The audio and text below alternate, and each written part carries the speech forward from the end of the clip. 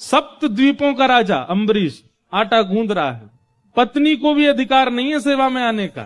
तुम बाहर रहो, बच्चों को संभालो, परिवार को, ठाकुर जी की सेवा मैं खुद करूंगा। आटा गूंदते गूंदते मन में आया, ये आटा पहले अनाज था, ये आटा कैसे बना? बोले आटा बना पीसने से, किसी ने चक्की में किसी और ने पीसा है। अपने सब सैनिकों को बोले आटा कौन पीसता है? बोले वो लोग पीसते हैं। बोले उनसे कहो चक्की घर पे दे जाए, मैं पीसूंगा खुद।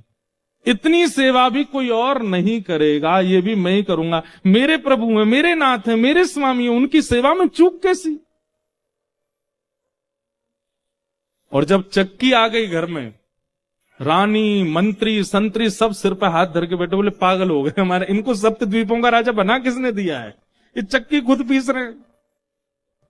और चक्की के पास बैठ करके गेहूं लेकर के डालते जा रहे हैं और अम्बरीश राजा स्वयं अपने हाथों से चक्की पीस रहे हैं।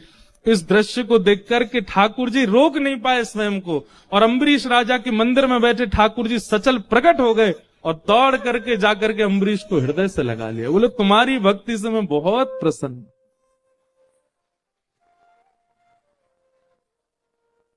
तुम्हारे पास क्या कमी है? अरे कोई एक नगर का राजा होता, एक देश का राजा होता, तुम सप्त द्वीपों के राजा हो। तुम्हारी भ्रकुटी टेढ़ी करने पर देवता भी हिल जाते हैं, और तुम यहां चक्की पीस रहे हो मेरी सेवा के लिए।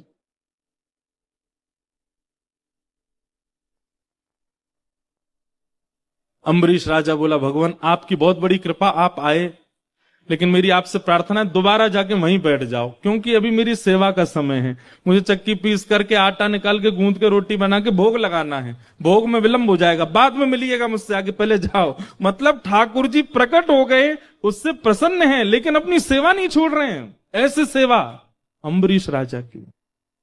श्रीमद् भागवत में उनको भक्त राज कहा गया है। एक दिन अम्बरीश राजा चक्की पीस रहे थे, जेठ का महीना, भयंकर गर्मी, तो अम्बरीश को पसीने आ गए। अब अपने पसीने नहीं पहुंच रहे हैं, क्यों?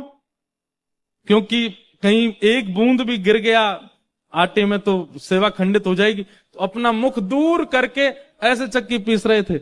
इतने में ही अम्बरीश राजा को लगता बड़ी ठंडी ठंडी हवा आ रही है, और हवा में चंदन की सुगंधी, इत्र की सुगंधी, केसर की सुगंधी आ रही है।